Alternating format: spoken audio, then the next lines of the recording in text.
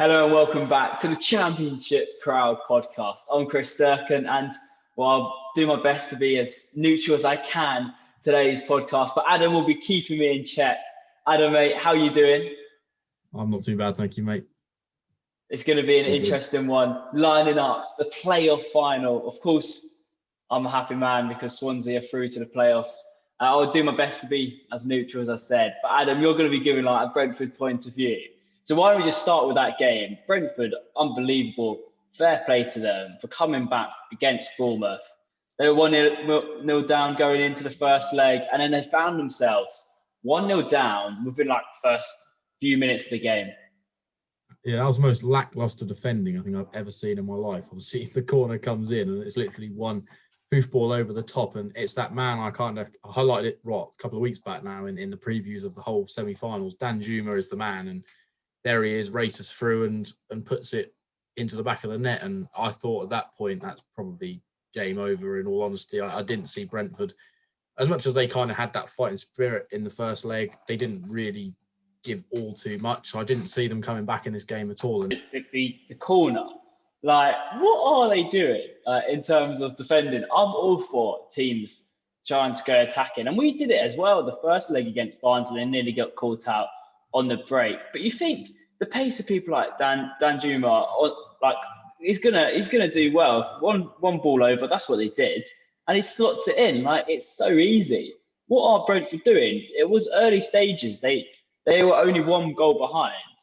Why do they set up like that? I've got absolutely no idea. It's the most bizarre. I was like, surely he's not completely through on goal. And obviously the camera kind of panned, and there he was running straight through to slot it past Raya. And I just thought, well, that's so naive from Brentford. And, you thought sort of Brentford, who are, I know they're very much an attacking side and not quite so good defensive, but come on, that's not Championship defending. That's almost, well, it's almost playground level. That's awful.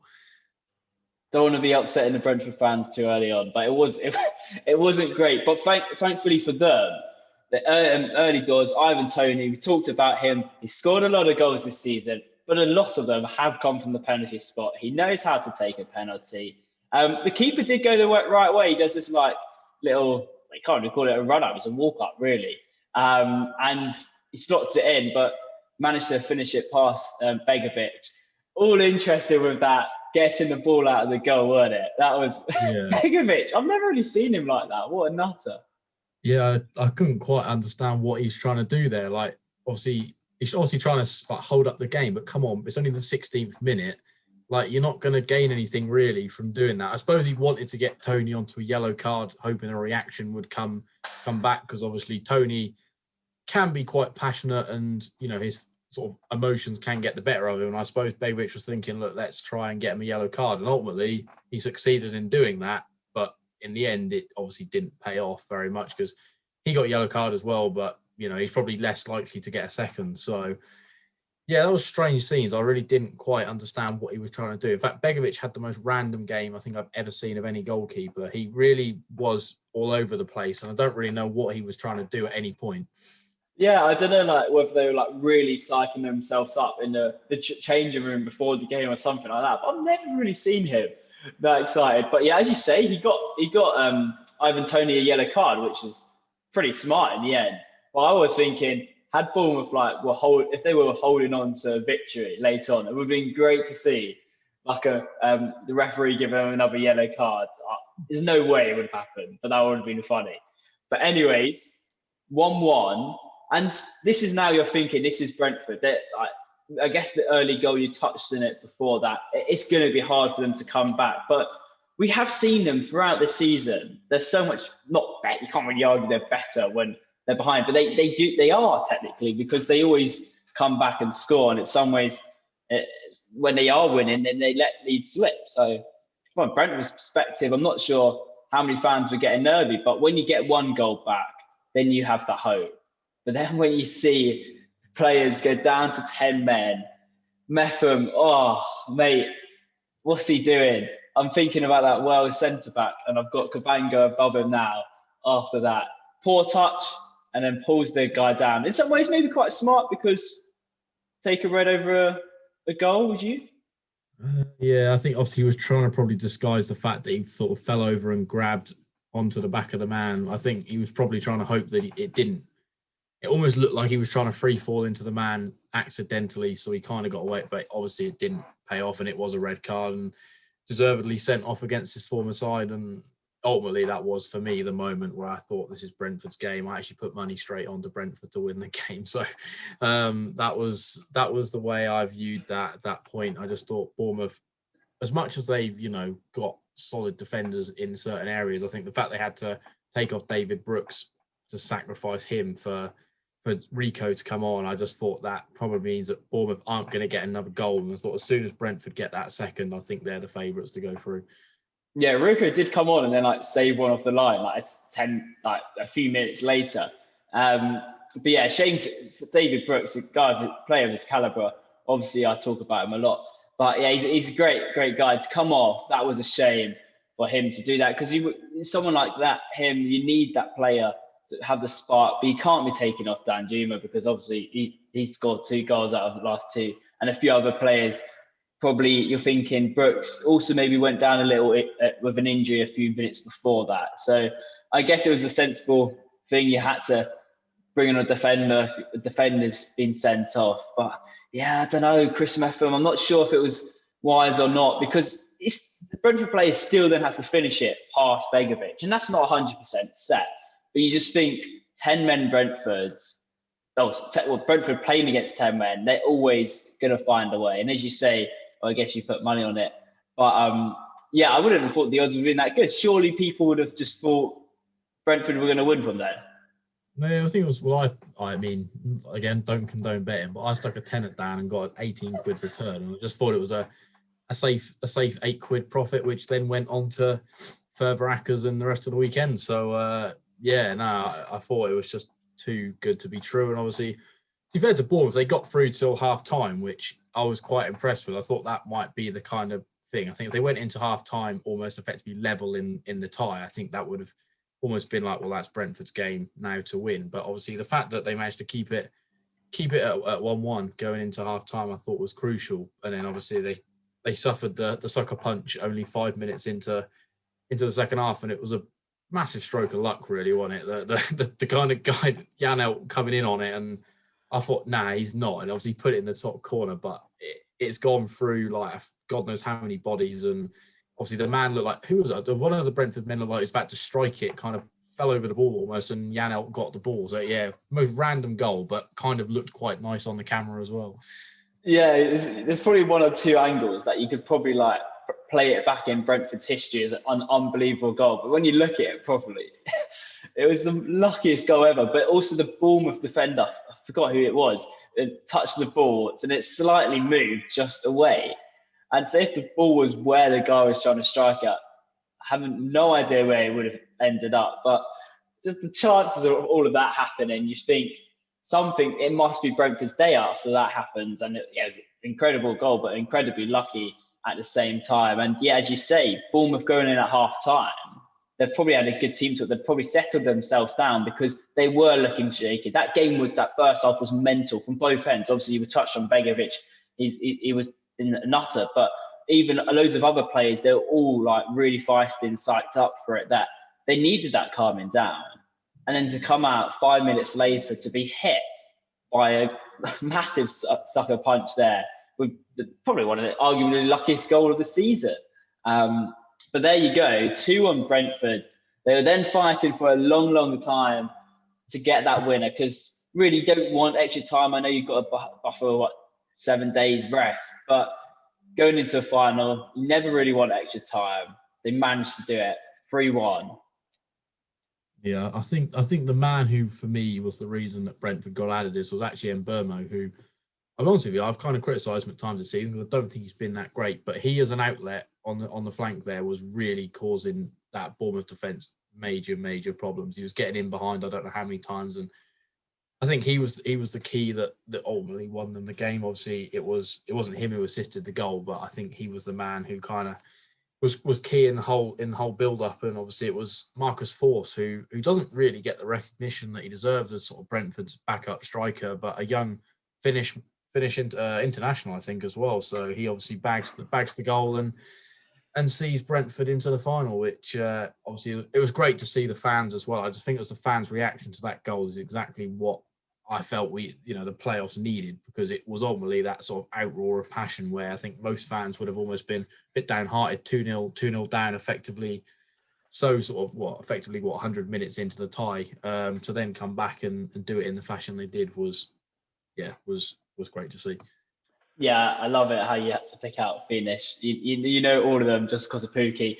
But anyways, fans still, I thought 2-0 down. They weren't really singing at the start. They only started singing when they came back, mate. But there you go. I guess that's normal. Fair play to Brentford. It'll be interesting to see come Wembley who we hear more out of the two sets of fans. The other game probably not as exciting for my point of view. Very nerve-wracking towards the end, especially. Actually, when I say nerve-wracking, I was only nervous when they scored. Going into it, I was all giving the big one that I was actually very confident. I was very confident. And Barnsley, no really chances the first half for both teams until Grimes scores an amazing goal. And for me, just flashback to 2011. It was literally the same position probably as Leon Britton's goal, and kind of similar in terms of like curls it in from outside the box. And yeah, just good memories. And I thought we were going to then do a last minute goal when the keepers come up, but nah, not too many similarities there. But yeah, it was incredible to hold on. But Barnsley, around the 70th minute, was it? They scored the equaliser. It definitely made it a bit more exciting end. Yeah, I think that was kind of the moment what this game needed almost to kind of make it more of a tie, because I think at that point it was just dwindling out for a Swansea 1-0 win. And obviously it's ultimately been two bits of real quality that for me have defined this tie. There's not really been much. I don't think either tie has been sort of a classic. They've both just been very gritty and well fought, and ultimately it's Swansea's little bit of quality with the Ayew strike in the first leg and then the Grimes in the second leg. And I mean, Barnsley's goal again is a great effort. I mean, the fact he's not even looked at the ball to put that in the net is a good finish. And obviously, I think the fact they chucked on all those forwards towards the end did add the sort of extra dimension, and they were chucking the balls in the box. But ultimately, Barnsley really they didn't almost implement their usual style of play in this game, in my opinion. I think if Barnsley would have stuck to their own principles, I think they would have had a better shot. I think they almost got a little bit nervy, and they've got a young squad. I think they'll learn from it. They almost give me kind of Swansea vibes from last season. It's quite a young squad, and I think they'll do well again next season. You would hope so. It just depends how many players they're going to lose. This summer you don't know who's going to go. It could be one of those things that quite a lot of people could be getting snapped up this summer. But yeah, for Swansea's perspective, Mark Gurhey, 2 man of the match performances in both legs. He was very, very surprised with his second leg. Even the first leg was surprised. But it was funny watching at the end. I'm not sure if you saw, but the celebrations, and then like the media guy comes over to him and he's like you can see it on the camera. You can't hear the conversation, but you can just see he's like, why have a man of the match? He's like, no, go away. I want to be joining in the celebrations. He came out, then gave a very good interview after that. But England's squad was announced. No Mark Gurhey in the team. They're missing out on their best centre back, England. No, I think if Ben Gibson was fit, we'd have had him in the squad. But we've got Ben Godfrey in there at the moment in the provisional squad, who was excellent for Norwich last season. So happy to see him in the squad. But no Gurhey because he's not ready yet. He's done very, very well, especially this season. Came into the lights towards the end of last season for us, but he's going to be key in the playoff final. We're going to be previewing it ourselves in a second. But first of all, let's hear from 2 fans, a Brentford fan giving their perspective, then a Swansea fan as well. Give them a listen. Hey Chris, thanks for having me on. I'm very excited about the game, I have to say. I went to the second leg of the semi, really down, 1-0. 1-0 down from the first leg. And then we went down, 4 or 5 minutes into the game. It really wasn't looking good. But, anything can happen in football. And I have to say, I think having the fans back in the stadium as cliche as it is, it made such a huge difference. Everyone was so pumped and active and up and just well up for it. And I think that the team felt that, used that energy and managed to get the job done. So setting up a really interesting tie for Saturday. It's, if I'm honest, it's probably the game I was hoping to get, purely because of how inconsistent we've been against Barnsley compared to Swansea. You know, we haven't lost, we haven't won, I'll give it that, but I just feel like these are two teams that are actually going to play a bit of football, you know, get out there, attack, try and win the game, and I feel like that suits our style well, as opposed to a team that's going to just sit back, 10 men behind the ball and try and break on the counter, which is how we conceded to Bournemouth basically twice. So I think it's going to be a very exciting game. I think we've got some key players that are going to step up for us. Obviously, your main man, Ivan Toney. He's a cracking player. Best striker I've seen at the club, which is weird to say when he's the third in line of 25 goal-a-season strikers for us. But, yeah, fantastic player who has the ability to make a difference. And I also think Brian and Mbeumo. He gets a hard rap from a lot of the fans a lot of the time, but I personally have always stood by him, and I think he is an incredibly talented player, and he's going to cause problems for the back line, running in, pressing, getting in behind. It's going to be difficult. If I had one fear from the Swansea team, which I do, it's the threat that is Andre Ayew. I think that is a Premier League quality player. Whether or not you like him or have any opinion on him, really, he is that top level, and he can bring that to Swansea. So I think that's where I fear. Overall, I can't call it. I really can't. I'm hopeful for a win. Come on the bees. There's going to be a cracking game either way. Hey guys, thank you so much for having me as a part of this podcast. I very much appreciate it. So the Swansea-Brentford game is coming up very, very soon, and it's fair to say that the nerves are now kicking in. I think I'm still in shock that we're actually there and it's actually happening. It's obviously been such a strange season, not being able to go to any games, being apart from fans, all that sort of thing. So the fact that we're in the playoff final it seems absolutely crazy to me. But I'm really excited. I'm so proud of the team and of Steve Cooper for getting us there, because those Barnsley games were not easy games to watch. Barnsley literally threw everything at the Swans, and the fact that we were able to kind of hold them off enough to get through to the final is just fantastic, and a credit to our defence and our tactics and the team as a whole for kind of holding their composure, really. And they thoroughly deserve to be in the final, regardless of what else I see on social media. So the Brentford game, obviously we're all a bit scared of Ivan Toney. He's scored plenty of goals this season. Of course we're a bit scared of him. I hope that our defence can keep him quiet. If we can keep him quiet, we definitely have a shout in this game. We need to have the game of our lives. We need to throw all that we've got at Brentford, and of course there's a chance we'll get a result. It's 50-50 chance at this point, which is really scary, setting myself up for kind of euphoria and heartbreak at the same time. Playoffs are weird. Playoffs are terrifying and exciting and exhilarating and awful all at the same time. So I'm not sure how this one's going to go. I'm excited to see what Steve Cooper does with the formation. I personally would like to see a back four again. I do actually think recently we've been stronger in a back four. I know most of the season we played with our wing backs, but actually after the Barnsley game, I can see our defence holding really, really strong against Brentford with a back four. So let's just see what happens. I don't know. I wish Brentford the best of luck. Don't write us off. I think a lot of what I've seen on social media is that this Brentford will walk it. This is Brentford's, blah, blah, blah.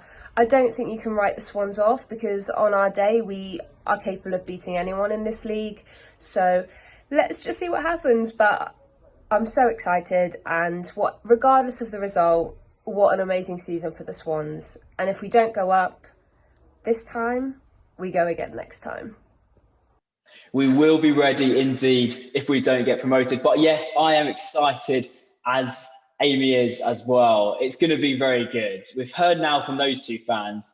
Adam, mate, you're coming from a neutral perspective. What's your take on the game? Where do you see the game being won? And I think we'll save your prediction for later, but cue it in with your information now. I think you've obviously got a very attacking side against a very defensive side in terms of their strong points. I think Brentford, obviously, top goal scorers in the Championship over the course of the season. They've got the top goal scorer in the Championship in their ranks. And Burmo, as I already mentioned before, I thought had a very good game in the second leg of the semis, and I expect he'll turn up again. I think the kind of only thing I'd say is that Brentford's midfield might be a little bit weakened because Norgard went off, didn't he, in the warm-up, and he's a very crucial component to that Brentford side. I think he's a very underrated player. So that could potentially be an area where I think Swansea could exploit Brentford. But obviously I do think that Swansea, if they're going to win this game, will be very reliant on Gurhey, Woodman. Bidwell had a very good game as well, I thought, in the second leg. I think those players are the ones that Swansea need to rely on. And then I think that little bit of quality, which we've seen in the two legs, where just that one strike really, just to put the ball in the back of the net from an IU or a Low or whoever it may be, that I think could potentially be Swansea's route. I don't see Swansea going out there and winning like 3-4-0 against Brentford, where, yeah, I just don't see that. I think it'll be quite a low scoring affair, actually. Yeah, I don't see Swansea doing that, but I don't see Brentford doing that either. I guess if there's one team to do it, I guess Brentford could do it. But we've seen two close games this season, two draws. And arguably, when I say close games, both of them should have been won by the away teams.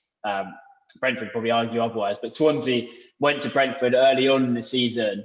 Very close game there, but we had the chances and we should have won. And IU scored last second of the game. Apparently it was offside. I think it was offside. Yeah, we had loads of chances before that and could have easily won there. Then they all kicked off on social media after their draw at the Liberty Stadium, which arguably we were awful. That was probably one of our worst games this season. And we managed to draw, but we did have 10 men towards the end of the game. And we then managed to score and equalise with 10 men. And they weren't happy with the fact that they didn't win that game. But all I just think is that was our worst game this season, probably. And we still managed to get a draw with 10 men. Maybe it was our worst game this season because they're a very good team. But also, arguably, this game, we're going to be up for it. We're going to be ready. And it is going to be an interesting one. I do think, as you say, they do have the attacking thing. I did smirk when you called us a defensive side because, I don't know, it's just not Swansea, is it? But now we probably can get labelled that because, well, third best defensive record this season. But we are going to still try to come out. But the fact that it is Brentford, we will probably be, we are going to be the more defensive team going into the weekend.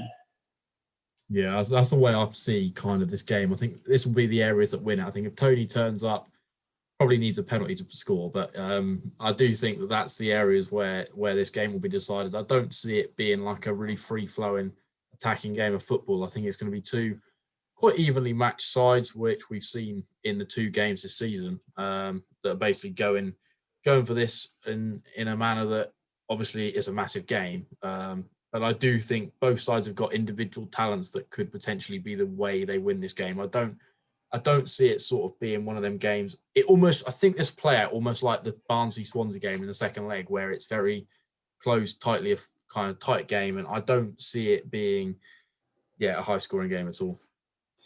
So we talk about those key players and those big players, like you say, it's going to be that special moment. And you look at Swansea and you look at Brentford. From Brentford's perspective, obviously, who stands out is Ivan Toney. 31 goals, maybe 32 if you include the playoffs this season, 10 assists. But does he have the experience to be called a key player on the terms of Andre Ayew for a game like this? No doubtably, Ivan Toney's been a better player this season. Don't get me wrong. But for the key game like this, to step up in those moments, Ivan Toney scores like for the sake of scoring. He's a great finisher. But will he be able to, comparing him to Andre Ayew, win Brentford the game? I think in terms of pressure, I kind of thought that penalty was a big moment for him in the second leg there, because obviously it was 2-0 Bournemouth at the time, and everyone was like, right, this could be, the big moment. And he was the coolest man in the whole of the stadium to slot that penalty away under such circumstances, which for me, if he misses that penalty, I think that's probably game over completely for Brentford, because I didn't see them scoring 3 goals to win the game from there. So yeah, I think from that aspect, he's dealt with that quite well this season. Whenever they've kind of needed that man to step up and sort of basically do the business, he's always seemed like he's done it. So from that sort of regard, I actually do think he will step up in this game. And I think if there's, a chance that's needed to be buried, I think he'll bury it. He will. That's the thing. But will he get the chances? We've seen Swansea limiting the chances. And, well, but Ben Kabanga and Mark Gurhey arguably had 2 of their best games this season, and Freddie Woodman in goal. Unbelievable play. And it is going to be hard to limit the chances, because Ivan Toney does pop up in those spaces. But Dyke, he was going into the game thinking, quite a lot of Barnsley fans were saying that he's going to absolutely destroy both our centre-backs. But he didn't. And Dyke's played really well since joining Barnsley, I believe, in January. And elsewhere, you could argue Ivan Toney is much better than Dyke, but Gurhey and Kabanga have shown that they can defend. Yeah, that's kind of the thing. I think, it depends on how many chances he gets, because he is clinical. So I think that's the thing I'd say with Toney. One chance, he'll probably put it in the back of the net.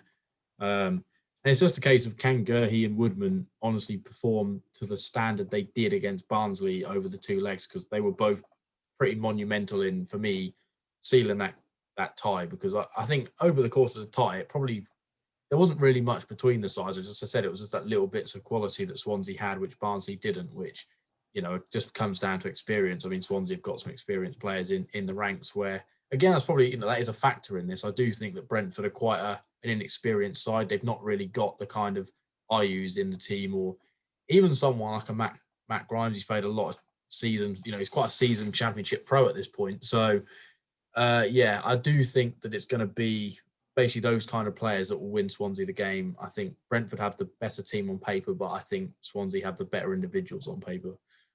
So wait, who are you saying is going to win the game? Let's say the prediction now. I think Brentford will win 2-0. 2-0 Brentford. Yeah, I thought there's no way you're going to say Swansea, but then a second you queued it up like you were going to say Swansea. Of course, Adam never backed Swansea, and Swansea seem to always prove Adam wrong in his last few predictions. It will be an interesting one. I'm not going to give I'll give a prediction, but I'll be called out by a Brentford fans. I think it's going to be a good game. I can't call it, actually. Obviously, I'm going to say Swansea are going to win. I reckon we're going to actually easy 2-0 win. I think Brentford, they're going to be turning up in their numbers, and I just don't think you can't ignore that playoff record. What is it, 9 or 10? Maybe I've lost count now. Playoffs they've been in, and they've never been promoted through the playoffs. I know records are there to be broken and be stopped, but in their back of their minds, they did it last year. Will they be able to spur themselves on from that? Or will it just be creeping in their minds late on in the game? They're thinking, maybe not going for that same old Brentford that we've seen for so long, going that attacking play, constantly attacking, could be getting a bit nervy towards the end of the game. And in a close game, could Swansea really capitalise on the fact that in their back of their minds, they must be shaking? And even Thomas Frank, I'm not going to talk about Thomas Frank much, but he does. He gets a bit excited on that touchline, doesn't he? So we'll see if it gets in his head as well. It'll be interesting, a rematch between him and Connor Roberts as well, constantly dueling every season. But what a game it's going to be. I do think the nerves, though, will be calmed by the fact that Brentford beat Swansea last season in the second leg of the playoff semi-finals. Although it was a season ago, that was a very high-pressured game for Brentford, because everyone expected Brentford almost to get promoted because of the way they fell out of the top 2 at the end of last season. and to come back from behind in the first leg to sort of beat Swansea in that second leg in the manner they did, I do think that will give them a bit of confidence, because obviously both these squads haven't changed that dramatically since then. Obviously Brentford have got sort of more different forward line, but the midfield and defensive areas are on the whole very much the same, in the same way that Swansea haven't got a major kind of overhaul of players. A lot of these players were involved in that tie last year. So I do think, obviously, from a Swansea perspective, they'll have a point to prove, because Brentford obviously knocked them out of the playoffs and that's basically stopped them getting to Wembley last season. And obviously, from a Brentford perspective, they'll be hoping for a repeat of that semi-final, but this year in the final, to finally see themselves in the Premier League, which obviously is what Brentford have been aspiring to do now for what seems like 5 seasons or so. Last thing to talk about, only 10,000 fans in the stadium. What is that all about, Adam? Surely, if the Champions League final was moved to Wembley Stadium, I think they would have had at least 30,000. I can't see them having any, they wouldn't have had any less than that.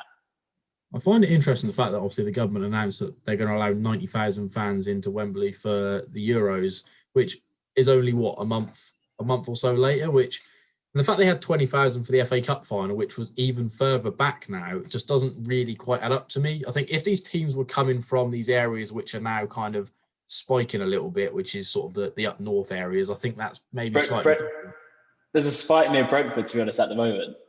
That might, I suppose that might play into it, but I don't really quite see it. I think the fact that you had to test yourself and everything before, it's ultimately very safe, and I don't really see why they can't have 40,000 in there, why they can't have 20,000 each, because you'll still be able to space 2-3 seats apart. So yeah, a little bit strange. It's a little bit disappointing, because obviously to me, the playoff final is bigger than the FA Cup final in the regard of what it means, because the FA Cup doesn't earn you money. It's just a very historic British trophy, where the Championship playoff final is ultimately, money-wise, the biggest game in football. So it is a little bit disappointing that ultimately the centrepiece of the EFL has been kind of somewhat diminished by the fact that they've only allowed 10,000 fans in. Yeah, and I think it was always set up, like the fact that they were so easy saying, "Oh yeah, if Champions League got moved here, we'll happily move." I don't think they should. I think they should be more. This is where we've put for so many years. This is where we're playing, and the EFL doesn't seem like they're fighting for it. It's like the clubs that are trying to fight for it. But that's going to be it's going to be an interesting game, and it's going to be exciting. Different debate for another day. I think I prefer FA Cup over promotion, but there you go. Just have to win it once, don't you? Being promoted back in 2011, hoping for another final like that. It will be incredible if we manage to do that. 4-2 victory over Reading. Brentford, I would talk about your playoff victories, but sadly, there hasn't been any. But Adam's gone. 2-0, have you gone, Adam? Yeah, 2-0 Brentford. I'm going Ivan Toney to score, and I think Mbermo will get on the score sheet. Okay, we're just going to keep another clean sheet. Well, we didn't keep a clean sheet the other day, but we're going to keep a clean sheet this round.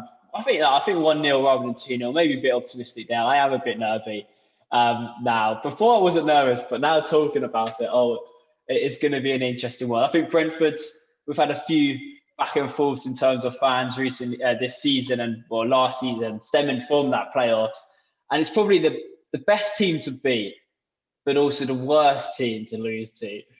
Part of me really looking forward to it. Part of me dreading the day. It's going to be a very exciting game. I believe we'll be reviewing it in a brief podcast next week. Yeah, thanks for listening. To send us out, we're going to listen to one of our regular contributors, Amy, is going to talk about a movement she set up called At Her Game Too, which is all about inclusivity in football, which is something that for me should just be a standard procedure. It shouldn't be there sort of unnecessary, comments that we often see on social media and in stadiums. I think football, we're quite an inclusive channel. We love hearing from fans from different backgrounds, genders, whatever it may be. We really appreciate anyone who comes on and gives their view, and we value anyone's view on this podcast. So Amy's going to talk to us a little bit more about this. Brilliant. Have a listen to Amy. It's been great having the guests on this week. And of course, as I've said, we've had loads of female guests on and give great views. Sammy predicted 1-0 victory previously, got it spot on with that. So have a listen to Amy. Very looking forward to reviewing the game. Hopefully a good result next week. Enjoy. I don't know why I just came in. You can just edit me out. I just wanted to get the fact that Sammy got 1-0 prediction. Yeah. No, just edit me out. You queued it up well. That's quality. Lovely stuff. Brilliant. Have a listen to Amy. It's been great having the guests on this week. And of course, as I've said, we've had loads of female guests on and give great views. Sammy predicted 1-0 victory previously, got it spot on with that. So have a listen to Amy. Very looking forward to reviewing the game. Hopefully a good result next week. Enjoy. So last Saturday, we released our first Her Game 2 campaign video, and within 24 hours, we had reached 1 million people, which is absolutely insane. And to be honest, since we've released it, the 12 of us have been absolutely non-stop busy with interviews, podcasts, radio things. We've been on TV. It's been absolutely, I don't think there's a word to describe it. We're all a bit overwhelmed with the response. None of us expected it to be this big. We wanted it to be, but we didn't think it would. It's really hard to get things going on the internet these days. So we're so grateful for the response and the traction and the support that we've had. So essentially, the idea of the campaign is to just sort of raise awareness about some of the things women go through when talking about football, when going to the football, or even playing football. It really does happen. We've had a lot of comments saying this doesn't happen anymore, and actually it does happen. I experience it, the other 12 girls experience it, and the amount of comments we've had from other women saying that they've experienced it too has been completely crazy. I'm sure some of it is banter, but there's a line between banter and unacceptable behaviour. So for me, most of it comes from online, TikTok, Twitter. I think TikTok's the worst at the moment. Lots of comments about the fact my opinion is invalid, and oh guys, don't worry, she doesn't know what she's talking about because she's a girl. Oh, and then obviously there's also all the standard ones like make me a sandwich. Like, absolutely not. I don't want to make you a sandwich. So yeah, we're really excited. We've got so many things coming up. So if you're interested in getting involved or following on our journey, please follow us on @HerGame2. We're going to have a website soon. There's possibility for shirts coming soon. There's lots of things. We're going to get loads of girls across Europe involved, obviously with the Euros coming up. And we're just so excited about the potential of this and what we might be able to achieve with it. So thank you so much if you've supported us, if you've retweeted or liked or shared anything we've posted. We're very, very grateful, but keep your eyes open.